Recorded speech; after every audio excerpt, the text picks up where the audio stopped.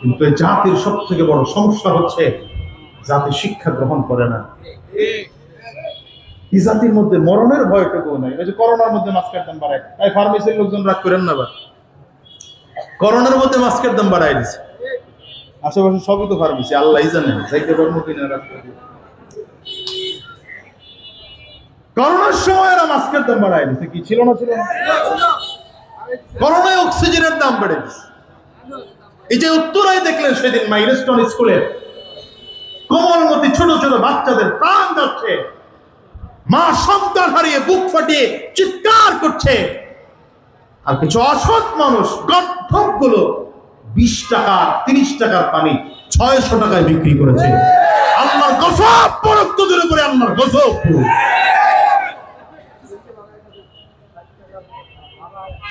ত্রাণ দিতে গিয়েছে সিলেট, নৌকার ভাড়া চায় 7,000। ডিঙ্গি নৌকা, সর্বোচ্চ আমাদের ত্রাণের যে প্যাকেট 50টা প্যাকেট উঠে পারে। স্থানীয় অন্যান্য লোকজন বলে হুজুর যা চাইতেছে ও তো সব মিলে 500 টাকার ভাড়াও না, 7,000 টাকা হয়ে গেছে। এই জাতি সবাই খারাপ বলতেছি না, কিন্তু 2-4টা যে খারাপ, এগুলোর পিঠায় শায়েস্তা বানানো লাগবে। কথা বল না কেন? কারণ এইগুলো প্রশাসন দেখেন না, তাকায় তাকায় দেখে, দালাল গুলো যায় নাই তো এখন, জায়গায় জায়গায় দালাল গুলো বসে আছে।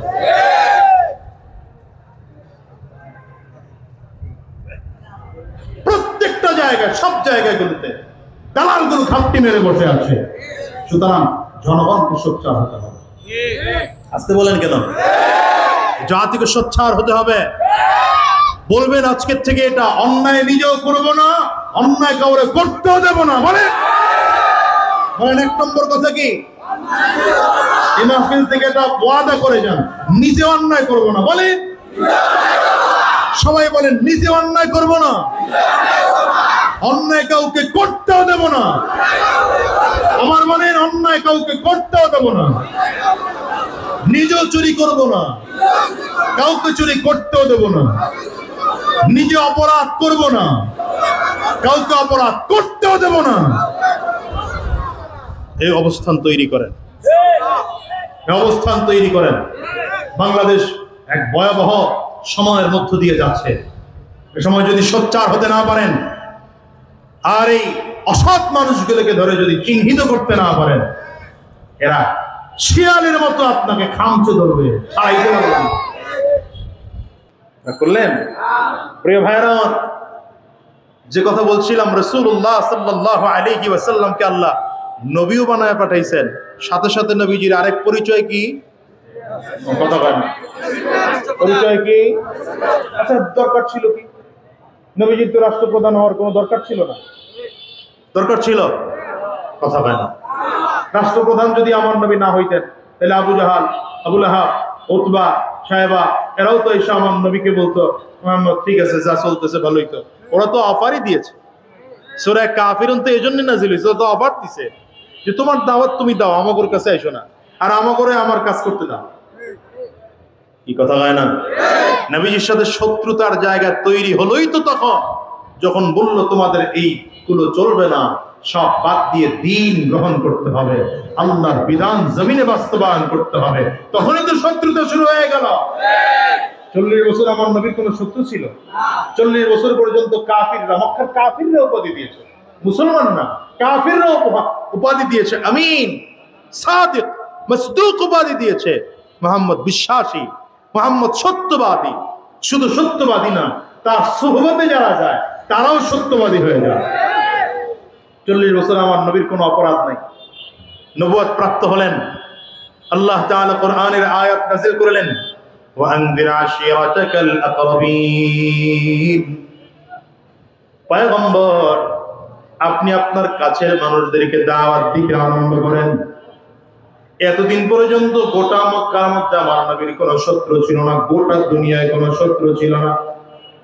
রাহমাতুল লিল আলামিন সাফা পাহাড়ের উপরে দাঁড়িয়ে সবাইকে ইয়া সাবাহ ইয়া সাবাহ বলে বলে ডাকলেন।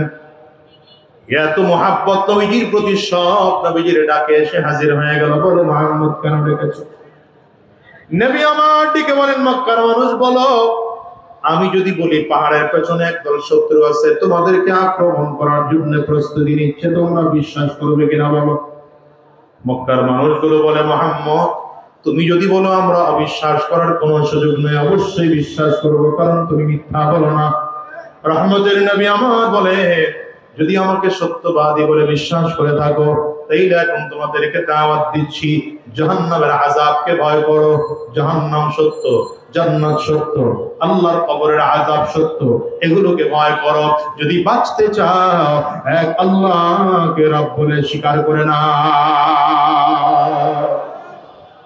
تعالوا إلى كلمة سواء بيننا وبينكم ألا نعبد إلا الله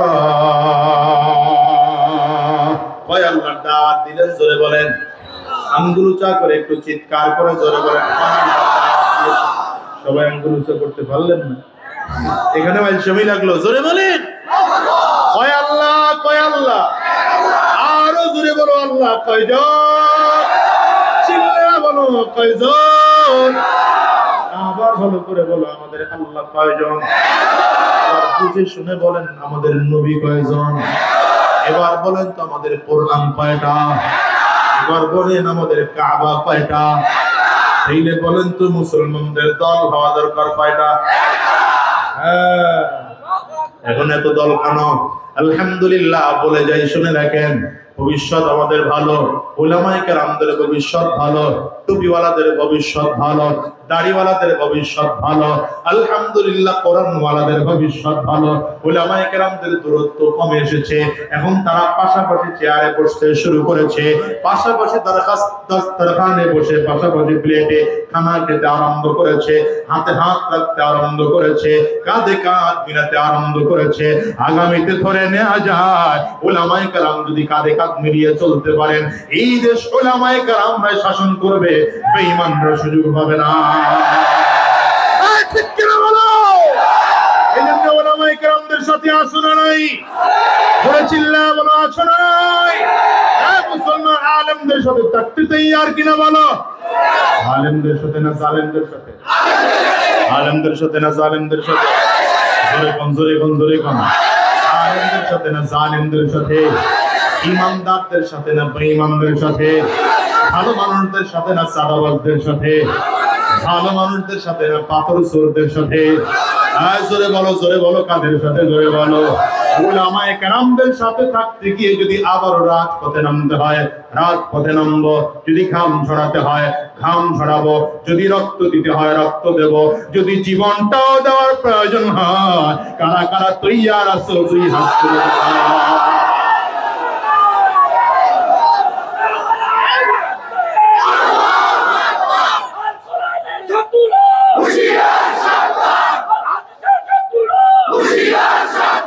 এই 40 বছর পর্যন্ত আমার নবীর কোনো অপরাধ নাই। গোটা দুনিয়ার মধ্যে আমার নবী সব থেকে বড় আমিন বিশ্বাসী। আমার নবীর থেকে বিশ্বাসী কোন মানুষ দুনিয়ায় ছিল না।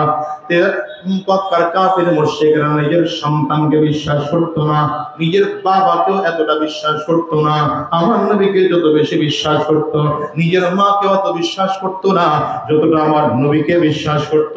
নিজের বিবিকে এত বিশ্বাস করতো না কাফিররা যতটা আমার নবীকে বিশ্বাস করত।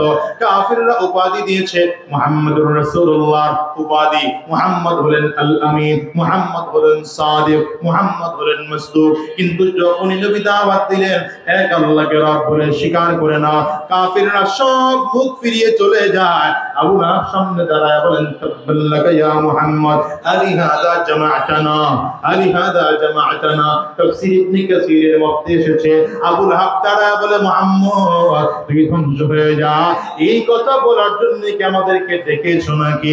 আল্লাহ তাআলা বলেন, আবু লাহাব আমার হাবিবকে যেই কথা তুই বলেছ আমি আল্লাহ মাইন্ড করে ফেললাম। আমি আল্লাহ তাআলা তোর বিরুদ্ধে আয়াত নাযিল করলাম, তাব্বাত ইয়াদা আবি লাহাবিন ওয়া তাব।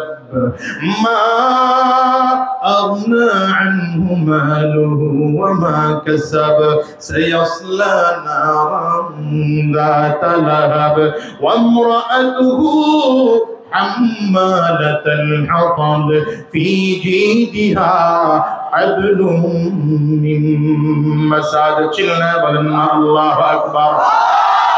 আল্লাহ তাআলা আয়াত নাযিল করলেন, আবু লাহাব তুই বলেছো মুহাম্মদ ধ্বংস হয়ে যাক, আমি আল্লাহ তাআলা ডেকে বললাম আবু লাহাব তুই যে আঙ্গুল দিয়ে ইশারা করে আমার নবী ধ্বংস হওয়ার কথা বলেছো, তোর হাত ধ্বংস হয়ে যাক। এক হাত না, আল্লাহ বলেন ইয়াদা, দুই হাতই তোর ধ্বংস হয়ে যাক। এমনকি আবু লাহাব তুই নিজেও ধ্বংস হয়ে যাবি, তোর যত সম্পদ কামাই করা আছে এগুলো ধ্বংস হয়ে যাবে, তোর স্ত্রী ধ্বংস হয়ে যাবে, তোরা উভয় মিলে জাহান্নামের আগুনের মধ্যে জ্বলবি। হ্যাঁ বাস্তবতা তাই দেখা গেল আজকে 1400-1450 বছর পরে এসে দেখো তো কোথায় আবু লাহাবের কবর। এদেশের মানুষ জানে না, গোটা পৃথিবীর মানুষও জানে না। আবু জাহালের কবর কোথায়, গোটা পৃথিবীর মানুষ জানে না। উতবা সাহেব কোথায় আছে পড়ে হাতটি পর্যন্ত খুঁজে পাওয়া যাবে না। আবু জাহাল, উতবা সাহেব, উবাই উমাইয়া যারা আমার নবীর বিরোধিতা করেছে এদের অস্তিত্ব গোটা পৃথিবীর মধ্যে খুঁজে পাওয়া যাবে না। কিন্তু আমার নবীর একজন সাহাবায়ে কেরামদের কবরের দিকে তাকাও, ওই জমিনে গিয়ে দেখো না হযরত আলী রাদিয়াল্লাহু আনহুর কবর ইরাকের মধ্যে, মদিনার কবরস্থানে গিয়ে দেখো, মক্কার কবরস্থানে গিয়ে দেখো, জান্নাতুল বাকির কবরস্থানে গিয়ে দেখো, নবীর একজন সাহাবী কত সম্মান নিয়ে ঘুমিয়ে আছেন। শুধু তাই নয়, নবীজির সাহাবী আবু বকর আমার নবীর পাশে ঘুমিয়ে আছে, নবীজির সাহাবী ওমর আমার নবীর পাশে ঘুমিয়ে আছে। রে আবু জাহাল, তোর জন্য তো নবী দোয়া করছেন, তোর অস্তিত্ব খুঁজে পাওয়া যায় না। একই নামে নাম ওমর ইবনুল খাত্তাব, তোর নাম ওমর। তাকায় দেখো না আজকে ওমরের এত দাম। কেউ যদি নবীজির রওজা জিয়ারত করার জন্য যায়, আমার নবীর সালাম দেওয়ার পাশাপাশি আবু বকরকেও সালাম দিতে হয়, ওমরকেও সালাম দিতে হয়। ঠিক না বেরিয়ে আওয়াজ করে? দুনিয়ার কোন মুসলমান তো দূরের কথা, কোন কাফির মুশরিকরা পর্যন্ত, হিন্দু বৌদ্ধ খ্রিস্টানরা পর্যন্ত আবু জাহালের কবর খুঁজে বের করার চিন্তা তাদের মধ্যে নাই। তারা কোনোদিন তাদের কবর জিয়ারতটুকু পর্যন্ত করতে যায় না। কিন্তু আমার নবীর রওজা পাকের দিকে তাকাও, কত কোটি কোটি কোটি মানুষগুলো যায় নবীজির রওজায়, কত আদবের সাথে গিয়ে কথা বলে।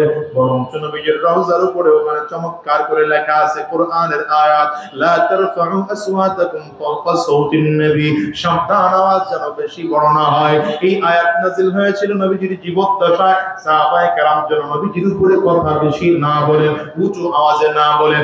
এখনো ওই আয়াত লেখা আছে, রওজার পাশে পুলিশ কন্ট্রোল করা লাগে না, এমনিতেই মানুষ আস্তে আস্তে আস্তে আস্তে করে আওয়াজ করে চিল্লায় না, নবীকে সালাম দেয়, মন ভরে সালাম দেয়। তাকায় দেখো না দুনিয়ার মুসলমান, আবু জাহালের খবরের খবর নাই, উতবা সাহেবার খবরের খবর নাই, উবাই উমাইয়ার খবরের খবর নাই।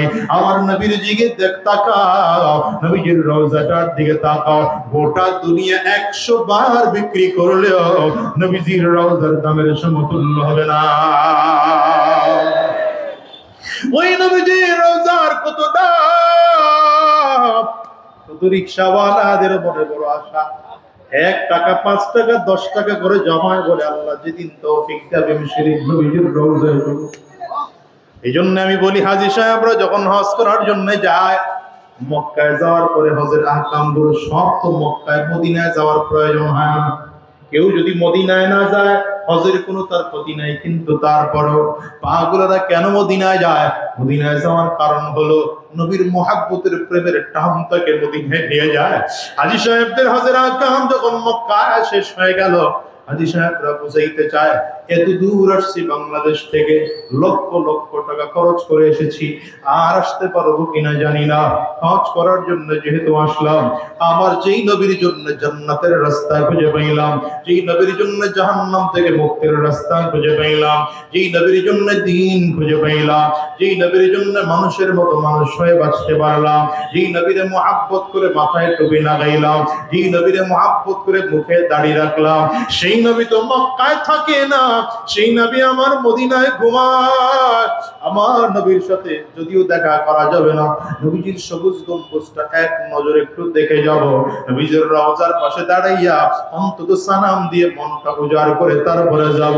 হাজী সাহেবরা বড় আশা নিয়া মদিনার দিকে ধীরে ধীরে ধীরে ধীরে আগায়। মদিনার গলির দিকে যখন গাড়িগুলো আগায়, হাজী সাহেবদের চোখ দিয়ে পানিগুলো বইতে দেখেছি, গাল বেয়ে বেয়ে পানিগুলো পালায় আর ডেকে ডেকে বলে পানি। এই গলি তো এমন গলি, যেই গলিতে তোমার নবী বড় কত কত চমৎকার করে হেঁটেছে।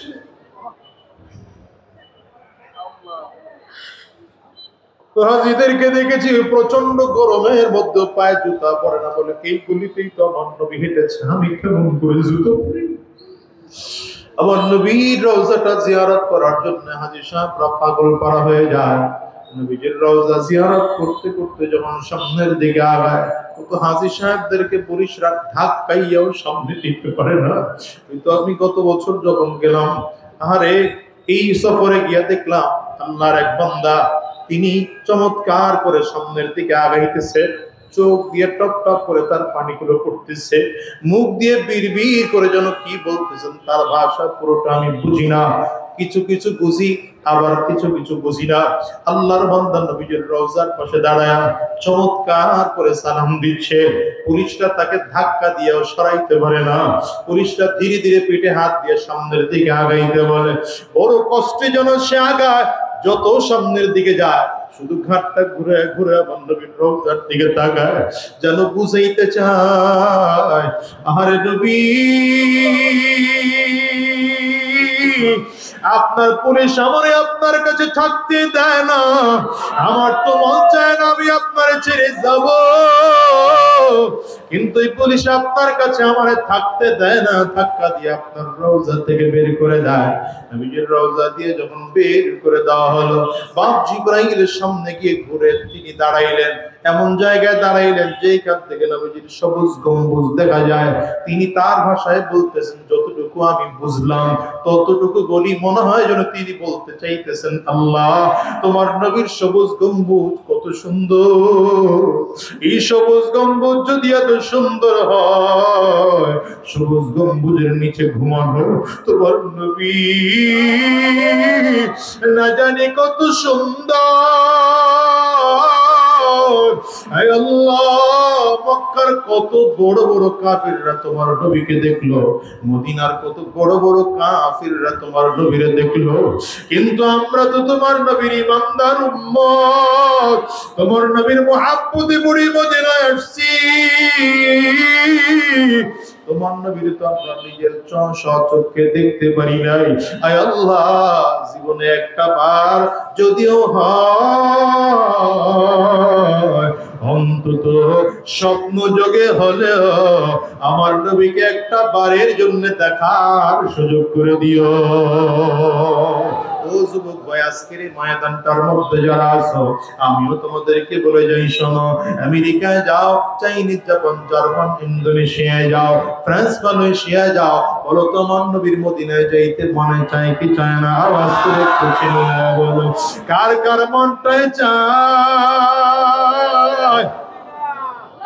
দুইটা হাত উঁচা করে একটু আমার মালিকরে দেখা, চিল্লা ডাক দাও না আল্লাহ, আর জোরে চিৎকার করে ডাকো না আল্লাহ, জোরে জবান খুলে ডাকো না আল্লাহ।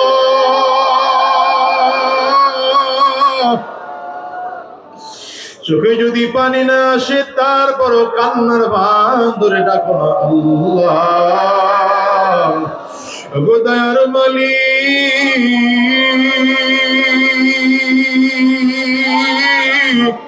আয় আল্লাহ, আমরা যতগুলো গোলাম তোমার দুইটা হাত উঁচু করলাম, আয় আল্লাহ তুমি তোমার গোলামদের দিকে তাকায় ধরো, চোখ দিয়ে পানিগুলো পড়ে, কারো চক্ষু দুইটা লাল, কারো চোখের কোটায় পানি জমে গেছে গো আল্লাহ।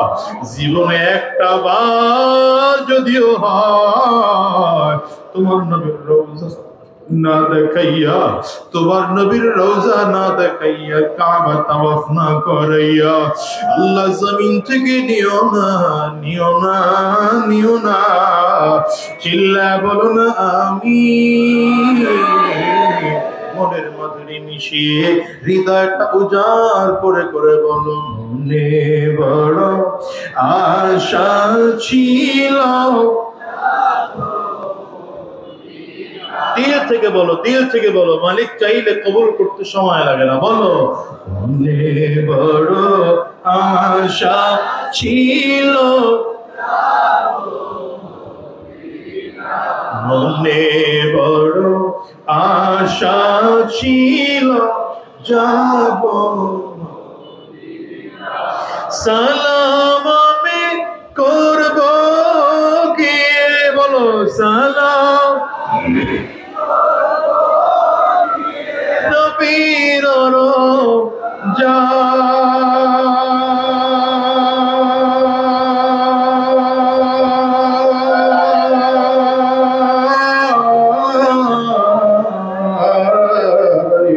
মনে বড় আশা ছিল, জোরে মনে বড় আশা ছিল, মদিনায় যাইতে মনে চায় না বাজান, মনে চায় না বাজান। আয় আল্লাহ, আমাদেরকে একটা বার হলো নবীজির রওজায় পৌঁছার তৌফিক দিও। চিল্লায়া বলো না আল্লাহ, একটা বার হলো কাবা কালো গোলাপ দিয়ে ঢাকা সেই কাবাটা দেখার তৌফিক দিও। ওরে দুনিয়ার মুসলমানেরা, রাহমাতুল লিল আলামিন যখন দাওয়াত দিলেন, এক আল্লাহকে রব বলে স্বীকার করে নাও। এতদিন পর্যন্ত আমার নবীর কোনো শত্রু ছিল না, 40 বছর আমার নবীর কোনো দুশমন গোটা মক্কার মধ্যে নাই। এখন থেকে আমার নবীর দুশমন শুরু হয়ে গেল, আমার নবীর বিরোধিতা করতে শুরু করলো কাফির মুশরিকরা। সব কাফিররা এক হয়ে গেল, মুহাম্মদকে আর মক্কায় রাখা যাবে না, মুহাম্মদকে জমিন থেকে বিদায় করে ফেলতে হবে। রাহমাতুল লিল আলামিনকে জমিন থেকে বিদায় করার জন্য 100 গোত্র থেকে যাচাই বাছাই করে করে করে করে 100 জন যুবক সিলেক্ট করা হলো। কেন করা হলো? আমার নবীকে জমিন থেকে বিদায় করে দেওয়া হবে। আল্লাহ তাআলা ডাক দিলে, জিবরাইল যা, আমার বন্ধুকে আজকে ওরা জমিন থেকে বিদায় করার চক্রান্ত ষড়যন্ত্র করলো, তুমি আমার বন্ধুরে গিয়া জানা দাও আজকে রাতে আমার নবীকে হিজরত করে মদিনার উদ্দেশ্যে রওনা হওয়া লাগবে।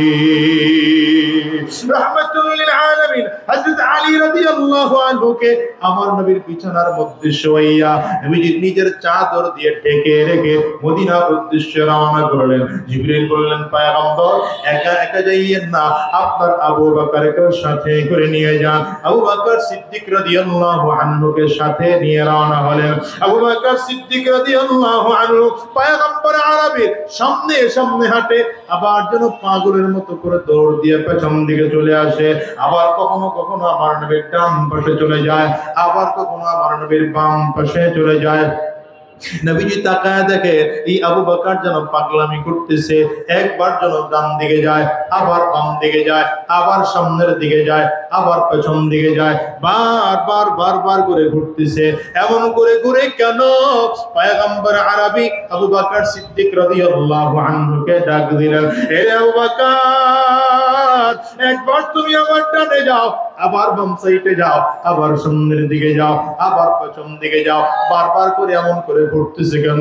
আবু বকর সিদ্দিক চোখের পানিগুলো ফেলে কান্না করে আর ডেকে বলেন, নবী আমার, আমি কই যাব? আপনি আজকে বৃদ্ধ মানুষ, আমি আবু বকরকে আপনার সাথে করে নিয়ে আসলেন, আমার ফারুকের মতো নওজওয়ানকে নিয়ে আপনি রওনা হলেন না, আলী রাদিয়াল্লাহু আনহুর মতো নওজওয়ানকে নিয়ে আপনি হিজরতে রওনা হলেন না, আমার মতো একজন মানুষকে নিয়ে আপনি হিজরতে রওনা হলেন। আমি যখন তাকাইয়া দেখি আপনার ডান দিকে দিকে যখন চলি, আমার মনে বড় ভয় হয়, না জানি কাফেররা আপনার বাম দিক থেকে আক্রমণ করে, এজন্য দৌড়ে আবার বাম পাশে চলে আসি। আবার মনে বড় ভয় হয় কাফেররা না জানি আপনার ডান দিক থেকে এসে আক্রমণ করে, এজন্য আবার দৌড়ে ডান সাইডে আসি। আবার যখন ডানে থাকি মনে বড় ভয় হয় সামনের দিক থেকে না জানি কোন কাফেররা আক্রমণ করে, আবার দৌড়ায় সামনের দিকে যায়, আবার যখন সামনের দিকে যায় মনে হয় কাফেররা যদি আপনারা পেছন দিক থেকে আক্রমণ করে, আমি আমার দৌড়ায় পেছন দিকে যাই। নবী আমার এই ডানে বামে সামনে পেছনে বারবার বারবার করে কেন যাই জানেন নাকি? পয়গম্বর কোন কাফের যদি আপনারা লক্ষ্য করে তীর মারে, তীর যেন আমি নবী, আমি আবু বকর আমার শরীরের মধ্যে এসে লাগে, আপনি নবীর যেন কোনো ক্ষতি না হয়। ওই রহমতের নবী আমার হিজরতের দিকে ধীরে ধীরে আগায়, মদিনার দিকে ধীরে ধীরে আগান, আর বারবার করে মক্কার দিকে তাকান, আবার মদিনার দিকে আগান, আবার মক্কার দিকে বারবার করে তাকান। আবু বকর সিদ্দিক রাদিয়াল্লাহু আনহু বলেন, এমন জায়গায় যখন গেলেন যেখান থেকে মক্কা হালকা হালকা করে দেখা যায়, একটু একটু কাবা দেখা যায়, আবার দেখা যায় না, সেখানে দাঁড়ায় রহমতের নবী চোখের পানিগুলো ফেলে কান্না শুরু করেছে, আর ডেকে বলেন, কাবা রে, তোরে ছেড়ে আমার যাইতে মন চায় না, তোকে রেখে আমার যাইতে মনে চায় না, তোর কোল থেকে আমার বের হতে মন চায় না। কেন বের হইলাম জানো? আমার আত্মীয় স্বজনরা আমাকে এখান থেকে বের হতে বাধ্য করেছে, ওরা বের করে দিয়েছে। ওরা যদি আমার বের করে না দিত আমি কোনদিন তোর কোল থেকে যাইতাম না। ওরে দুনিয়ার মুসলমানেরা, রহমতের নবী আমার ধীরে ধীরে চলে গেলেন, ওই পাহাড়ের চূড়ায় উঠলেন, সেখান থেকে বের হলেন, আস্তে আস্তে মদিনার দিকে রওনা হলেন। মরুভূমির উত্তপ্ত মরুভূমির বালুর মধ্য দিয়া হেঁটে হেঁটে কখনো উটের পিঠে সাওয়ার হইয়া দুইজন মিলে মদিনার দিকে রওনা হলেন। মদিনার গেটের মধ্যে যখন ঢুকবেন, ছোট ছোট মাসুম বাচ্চাগুলো আমার নবীর দিকে তাকায়া তাকায়া চমৎকার করে কবিতা আবৃত্তি করে রহমতের নবীর দিকে তাকিয়ে আছেন। রহমতের নবী তাকায়া দেখে উটের পিঠে আমার নবী সাওয়ার অবস্থায়, বাচ্চাদের আমার নবীর দেখতে কষ্ট হয়। আমার নবী লাফ দিয়ে বাচ্চাদের মাঝে নেমে গেলেন। মদিনার ছোট ছোট বাচ্চাগুলো আমার নবীর চারিদিকে এমন চমৎকার করে ঘেরাও করে ধরেছে, মনে হয় যেন এরা আমার নবীকে বহু আগ থেকেই চিনে, আমার নবী অনেক পরিচিত এদের, এমন মনে হয়। বাচ্চাদের দিকে তাকায় আর রহমতের নবী চোখের পানিগুলো ফেলে ফেলে কান্না করে, আর ডেকে বলে, মদিনার এই ছোট ছোট বাচ্চারা, তোমরা আমারে এমন মহাব্বত করো, জীবন ভর তোমরা আমার এমন মহাব্বত করবানি। তোমরা কি জানো আমার মা নাই, আমার বাবা নাই, আমার আত্মীয় স্বজন বলতে দুনিয়া আমার কেউ নাই। আমি মুহাম্মদকে আমার আত্মীয় স্বজনরা মক্কা থেকে বের করে দিয়েছে, তোমরাও কি আমারে বের করে দিবা নাকি? না তোমরা আমারে মহাব্বত করবা? এই মাসুম বাচ্চাগুলো ডেকে বলে, পয়গম্বর, আমরা এখানে দাঁড়ায় দাঁড়ায় ওয়াদা করলাম জীবন যতক্ষণ থাকবে আপনি নবীর যাররা পরিমাণ ক্ষতি আমরা হইতে দেব না। ওই দুনিয়ার মুসলমানেরা, আমি বুঝাইতে চাই একই কথা, দুনিয়ায় যতদিন তুমি দ্বীনের পক্ষে বলবা না, মানুষ তোমার ততদিন সম্মান করবে। যখনই হকের পক্ষে বলা শুরু করবা, জালিমদের বিরুদ্ধে বলা শুরু করবা, জালিম তোমার বিরোধিতা করবে। বেঈমানদের বিরুদ্ধে বলবা, বেঈমান তোমার বিরোধিতা শুরু করবে। সুদের বিরুদ্ধে বলবা, সুদখোর তোমার বিরুদ্ধে বলা শুরু করবে। ঘুষের বিরুদ্ধে বলবা, ঘুষখোর তোমার বিরোধিতা করা শুরু করবে। চাঁদাবাজদের বিরুদ্ধে বলবা, চাঁদাবাজ তোমার বিরুদ্ধে বলা শুরু করবে। সাবধান করে বলে যায়, নবীর আদর্শে যদি আদর্শবান হও, দেশ যদি ছাড়তে হয়, দ্বীনের পথ ছাড়া যাবে না। চিল্লায় বলো ঠিক কিনা? আরো জোরে বলো ঠিক কিনা? জোরে বলো। রহমতের নবী আমার মদিনার জমিনে গেলেন, আমার নবী গিয়ে মসজিদে নববীর মধ্যে থাকেন, কিন্তু দিল বারবার বারবার করে মক্কায় আসতে মনে চায়। ও দুনিয়ার মুসলমানেরা, রহমতের নবী দুনিয়ার চাইলে সব থেকে বড় সম্পদ ওয়ালা হতে পারতেন। রহমতের নবী চাইলে দুনিয়ার সব থেকে বড় ক্ষমতাধর মানুষ হইতে পারতেন। আমার নবী সম্পদের পেছনে দৌড়ান নাই, আমার নবী টাকার পেছনে দৌড়ান নাই, নবী ক্ষমতার পেছনে দৌড়ান নাই। মক্কায় থাকা অবস্থায় মক্কার কাফের মুশরিকরা ফাঁট দিয়েছে, মুহাম্মদ যদি তুমি চাও মক্কার ক্ষমতার অর্ধেকটা তোমাকে দিয়ে দেওয়া হবে, যদি তুমি চাও মক্কার সব থেকে সুন্দরী রমণীর রূপসী মেয়েটাকে তোমার সাথে বিয়ে দিয়ে দেওয়া হবে, বলো তুমি কে করতে চাও? রহমতের নবী আমার ডাইরেক্ট বলে দিলেন আমার দ্বারা সম্ভব না, আমি দ্বীনের রাস্তা ছাড়তে পারবো না। আল্লাহ তাআলা অফার দিচ্ছেন, আমার নবীকে পাঠায় দিচ্ছেন। আমার নবীর কাছে জিবরিল আমিনকে পাঠায় দেয়, নবীর কাছে গিয়া বলো আমার নবী কান্না করে কেন, কি চায় আমার নবী বলো। মক্কায় থাকা অবস্থায় আল্লাহ তাআলা অফার দিয়েছেন পয়গম্বরকে বলো আমার নবী যদি চান ওই পুরোটা সাফা মারওয়া পুরো পাহাড়কে আল্লাহ স্বর্ণ বানায় দিবেন। যদি আমার পয়গম্বর চায় ওখান থেকে নিয়ে নিয়ে ভেঙে ভেঙে খরচ করতে পারবে। আমার নবী সেখানে বসে এই প্রস্তাব রাখেন নাই, মদিনায় চলে এসেছে। আমার নবী উহুদ পাহাড়ের কিনারায় দাঁড়ায় দাঁড়ায় কান্না করেন। উহুদ আমার নবী খুব ভালোবাসতেন, উহুদ পাহাড়কেও খুব মহব্বত করতেন। পয়গম্বর আরবি বলেন উহুদ পাহাড়ও আমাকে মহব্বত করে, আমিও উহুদ পাহাড়কে মহব্বত করি। এই উহুদ পাহাড়ের কিনারায় দাঁড়ায় দাঁড়ায় নবীজি কান্না করে। আরে আমার নবীর কান্না সহ্য করতে না পারি আল্লাহ তাআলা জিবরিলকে পাঠায় দেয়, যাও আমার পয়গম্বরে গিয়ে জিজ্ঞাসা করো পয়গম্বর কি চায়। وَلَسَوْفَ يُعْطِيكَ رَبُّكَ فَتَرْضَى وَلَسَوْفَ يُعْطِيكَ رَبُّكَ فَتَرْضَى أَلَمْ يَجِدْكَ يَتِيمًا فَآوَى وَوَجَدَكَ ضَالًّا فَهَدَى। আমার পয়গম্বর কেন কাঁদে? আমার পয়গম্বর যদি চায়, আমি আল্লাহ তাআলা যতক্ষণ আমার পয়গম্বর সন্তুষ্ট না হবে আমি আমার পয়গম্বরকে শুধু দিতেই থাকবো, দিতেই থাকবো, দিতেই থাকবো, দেওয়া বন্ধ করব না। আল্লাহ তাআলা অফার দিয়ে পাঠাইলেন জিবরাইলকে, পয়গম্বরে বলো উহুদ পাহাড় আমার পয়গম্বর যদি চায় 7 কিলোমিটার লম্বা উহুদ পাহাড়কে আমি আল্লাহ তাআলা স্বর্ণ বানায় দেব। আমার নবী ডেকে বলেন জিবরাইল আমার আল্লাহরে জানা দাও আমি উহুদ পাহাড়টা স্বর্ণ হয়ে যাক চাই না। আল্লাহুম্মা আহয়িনি মিসকিনা ওয়া আমিতনি মিসকিনা ওয়াহশুরনি ফি যুমারাতিল মাসাকিন। আমার পয়গম্বর ডেকে বলেন জিবরাইল আমার আল্লাহরে জানা দাও আমি পয়গম্বর যতদিন জমিনের মধ্যে থাকবো মিসকিন অবস্থায় থাকবো, গরিব অবস্থায় থাকবো, আমার সম্পদ লাগবে না। যখন জমিন থেকে বিদায় হয়ে যাব, আমি যখন গরিব হয়ে জমিন থেকে বিদায় নিতে পারি, কিয়ামতের ময়দানেও যেদিন মালিকের সামনে দাঁড়াইবো যেন আমি গরিব হইয়া গরিব অবস্থা আমার মালিকের সামনে দাঁড়াইতে পারি। গোটা জাতিকে আমার নবী শিক্ষা দিয়ে গিয়েছেন সাবধান, দুনিয়ার পেছনে দৌড়াইও না, দুনিয়ার লোভের পেছনে পড়িও না, সম্পদের লোভে পড়িও না, ক্ষমতার লোভে পড়িও না। এগুলো সব তুচ্ছ, সব তুচ্ছ। যেই মানুষটার কলিজার মধ্যে আমার মালিকের মহব্বত ঢুকেছে, যেই মানুষটার কলিজার মধ্যে আমার নবীর মহব্বত ঢুকেছে, দুনিয়ায় যদি মানুষটা ভিক্ষুক হয় আল্লাহর কাছে মানুষটার দাম আছে না না? ওই কালো বিলাল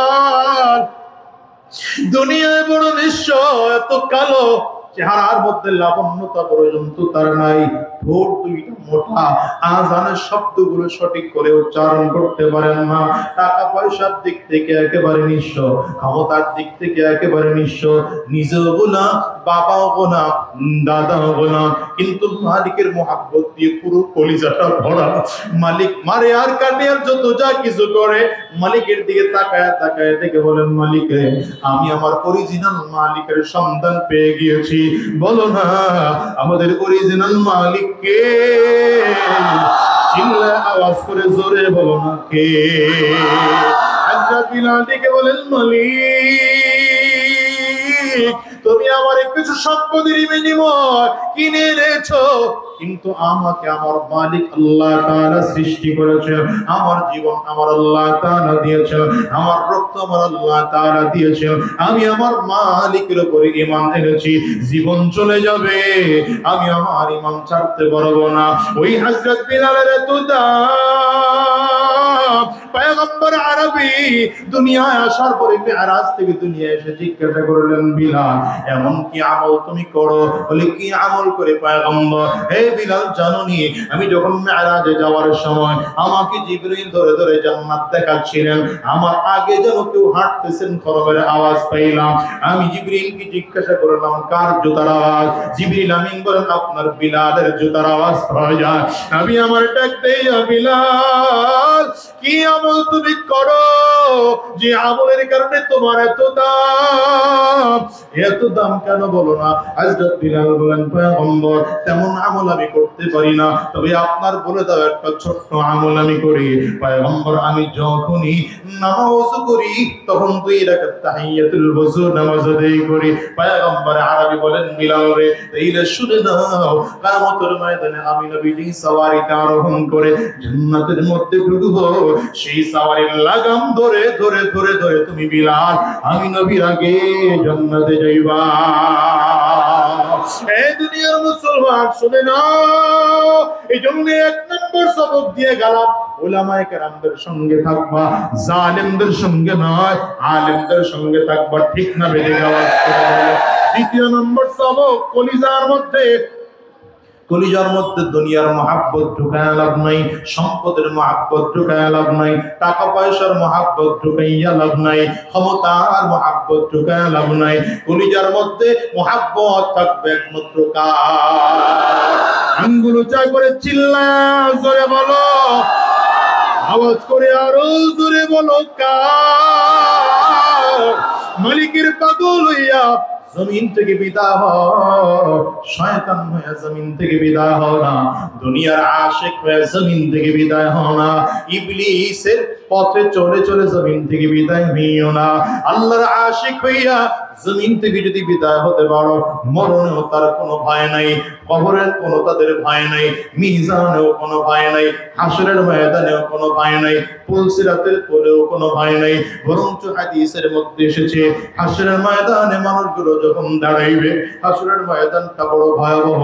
মানুষগুলো তাকাইয়া দেখবে সূর্য মাথার মুঠো ভাত উপরে দেখা যায়, মাথার মগজগুলো সূর্যের তাপে ভাতের মারের মতো টকবক টকবক করে ফুটতেছে এমন মনে হয়। এই মানুষগুলোর অবস্থা এত খারাপ, পায়ের নিচে জমিনটা তামার, জমিনটা তামার হওয়ার কারণে পায়ের মধ্যে দাঁড়ায় থাকা যায় না। ডান দিক থেকে মানুষ তাকায় দেখবে জাহান্নামের আগুন, ঘুরিম ঘুরিম আওয়াজ দিয়া দিয়া সামনের দিকে আগায়, বাম দিকেও তাকায় দেখবে ঘুরিম ঘুরিম আওয়াজ দিয়া দিয়া সামনের দিকে জাহান্নামের আগুন আগায়, সামনের দিক থেকেও জাহান্নামের আগুন আসে, পেছন দিক থেকেও জাহান্নামের আগুন আগায়, চারিদিক থেকে জাহান্নামের আগুন। ওদিকে সূর্যের তাপের কারণে মাথার মগজগুলো মনে হয় যেন ভাতের মারের মতো গলে যায়। এদিকে ঘাম শরীর থেকে টপ টপ করে করে বেয়ে বেয়ে জমিনের মধ্যে পড়তেছে। ঘামের কারণে মানুষগুলো ধীরে ধীরে এমন হয়ে যায়, কারো টাকনো গিরা পর্যন্ত ঘাম, কারো হাঁটু পর্যন্ত ঘাম, কারো কোমর পর্যন্ত ঘাম, কারো কাঁধ পর্যন্ত ঘাম, কেউ ঘামের সাগরের মধ্যে হাবুডুবু খাইতেছে। মানুষগুলোর অবস্থা এত খারাপ, সব নবীরা পর্যন্ত ইয়া নফসি বলে বলে চিৎকার করে।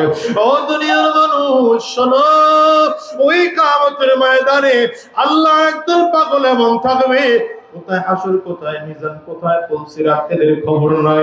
এরা শুধু পুরো ময়দানটার মধ্যে দৌড়ায় আর জোরে জোরে চিল্লায় আর ডেকে ডেকে বলে আমার মালিক কই,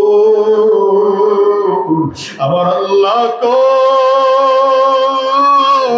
আমার মালিক কই। পুরো ময়দানটার মধ্যে তারা চিল্লাবে আর দৌড়াবে। লম্বা সময় যখন দৌড়াইতে দৌড়াইতে শরীরটা একটু পেরেশান হয়ে যাবে, বিশ্রাম নেওয়ার জন্য আল্লাহ পাকের আরশের পায়ের মধ্যে ট্যাক লাগায় বিশ্রাম করবে। আমার মালিক ফেরেশতাদেরকে ডেকে বলবেন, ফেরেশতারা এতক্ষণ যে এই বান্দাগুলো দৌড়াইতেছিল ওরা কোথায়? ফেরেশতারা এসে বলবেন, আল্লাহ ওরা আপনার আরশের পায়ের নিচে ট্যাক লাগায় বিশ্রাম করে। মালিক বলবেন, ওদেরকে ডাকো।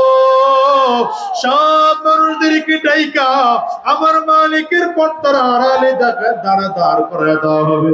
আমার মালিক পর্দার আড়াল থেকে ডেকে বলবেন, হে মানুষেরা এতক্ষণ তোরা চিল্লাইতেছিলি আর দৌড়াইতেছিলে কেন? এই মানুষগুলো চিল্লাবে আর বলবে গো আল্লাহ, কেমন করে তোমাকে এখনো না দেখা পারি বলো? তোমার মহাব্বত করে যায় ভরা, দুনিয়ায় তোমার মহাব্বতের কারণে ঘুমাইতে পারি নাই। আল্লাহর একদল পাগল এখনো জমিনে আছে, যারা ফজরের আযান শুনে আর ঘুমাইতে পারে না, দৌড়ায় মসজিদে যায়। এরা গিয়ে বলবে আল্লাহ, ফজরের আযান শুনেছি, ঘরে থাকতে পারি নাই, দৌড়াইয়ে মসজিদে চলে গেছি, না জানি তোমার একটু সাক্ষাৎ পাওয়া যায়। আল্লাহ, ফজরে পাইলাম না, যোহরের আযান শুনে আবার গেলাম, না তোমার সাক্ষাৎ পাইলাম না।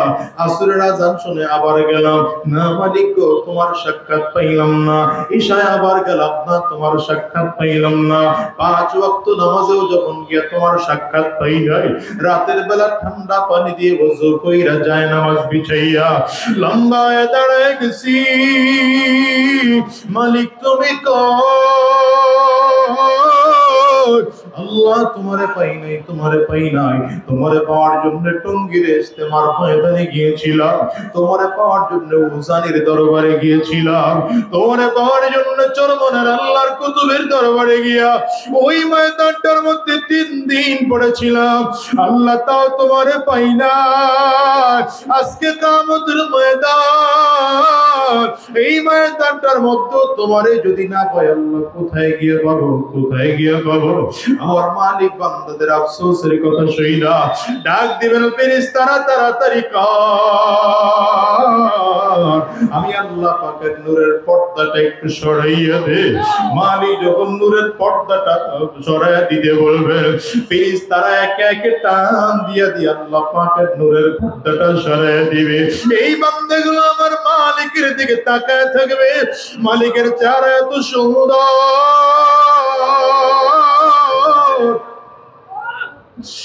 আরে আমার মালিকের দিকে তাকায় থাকবে, এক নজরে 70,000 বছর চলে যাবে। 70,000 বছর পর্যন্ত বান্দা চোখের পলকটুকু পর্যন্ত ফেলবে না। حور الماجد نعمت ہے تو، حور الماجد نعمت ہے تو، سب سے بہتر نعمت دیدار تو। ও দুনিয়ার মুসলমানেরা, কবি বলেন কিয়ামতের ময়দানে মানুষ জান্নাতের মধ্যে গিয়া হুর পাবে, গিলমান পাবে, আরো যত নাজ ও নিয়ামত পাবে, সব থেকে বড় নিয়ামত আমার মালিকের দিদার। ওই মালিকরে পাইতে চাও কি চাও না বাজার? কারা কারা চাও মালিকরে? চিল্লা জোরে ডাক দাও আল্লাহ, চিল্লা ডাক দাও না, আওয়াজ করে আরো জোরে ডাকো আল্লাহ। ও বাজান রে, আজকের এই ময়দানটার দিকে তাকায় দেখো না, কয়দিন দুনিয়ায় বাঁচবা? আজ আছে আগামীকালকে দুনিয়ায় বাঁচবা এমন কোনো গ্যারান্টি নাই, বরঞ্চ দুনিয়ায় তো আসার সিরিয়াল আছে, বাজান রে যাওয়ার কিন্তু কোনো সিরিয়াল নাই। আমি তো প্রায় বলি, এই দুনিয়া আসার সময় আগে দাদা আসে, তারপরে বাবা আসে, তারপরে সন্তান আসে। যাওয়ার সময় এমন হয় বাবা দুনিয়া থাকে, নাতি জমিন থেকে বিদায় হয়। এমন হয় কি হয় না? চিৎকার করে আওয়াজ করো। এই মসজিদটার দিকে তাকাও, তাকে দেখো না, কত মানুষ যেন মা হারিয়েছেন, কত মানুষ যেন বাবা হারিয়েছে। বাজান রে, এই মসজিদে কার কার ঘরে মা না? একটু হাতটা উঁচা করে দেখান। আমি আজাদির ঘরেও তো আমার মা নাই। কার কার বাবা নাই বাজান? আপনারা একটু হাত উঁচা করে দেখান। হাতগুলো একটু তুলে রাখেন, আমার যুবকরা দেখুন। মা হারা মানুষগুলোর চোখ দিয়ে কেমন করে যুবকরা, এই মানুষগুলোর চেহারার দিকে একটু তাকায় দেখুন। হাত তুলেছে, কারো চোখ দুইটা লাল, কারো চোখের কোটা পানিতে ভিজে গেছে, কারো চোখ দিয়ে গাল বেয়ে বেয়ে পানিগুলো পড়ে। এই মা যেমন জমিনে নাই, বাবা যেমন জমিনে নাই, এমন একটা সময় আসবে যেদিন তুমি আর আমিও জমিন থেকে বিদায় হয়ে যাব। সাবধান করে বলে যাই, পাক্কা সাচ্চা মুসলমান না হইয়া জমিন থেকে বিদায় হওয়া যাবে না, জাহান্নামের আসামি হয়ে জমিন থেকে বিদায় হওয়া যাবে না। এই জন্য আজকের ময়দানে যখন শায়েখে চরমনার মতো আল্লাহ ওয়ালা মানুষ পাইলা, হাতে হাত দিয়া চিরজীবনের জন্য ওয়াদা করবা, তওবা করবা, আর ডেকে বলবা মালিক, ওয়াদা করেন আমার হারাম রাস্তায় চলবো না, শয়তানি রাস্তায় চলবো না, গুনাহের পথে চলবো না, সুদের রাস্তায় কদম বাড়াবো না, ঘুষের রাস্তায় কদম বাড়াবো না, উলামায়ে কেরামদের বিরোধিতা করবো না, দ্বীনের পথে চলবো।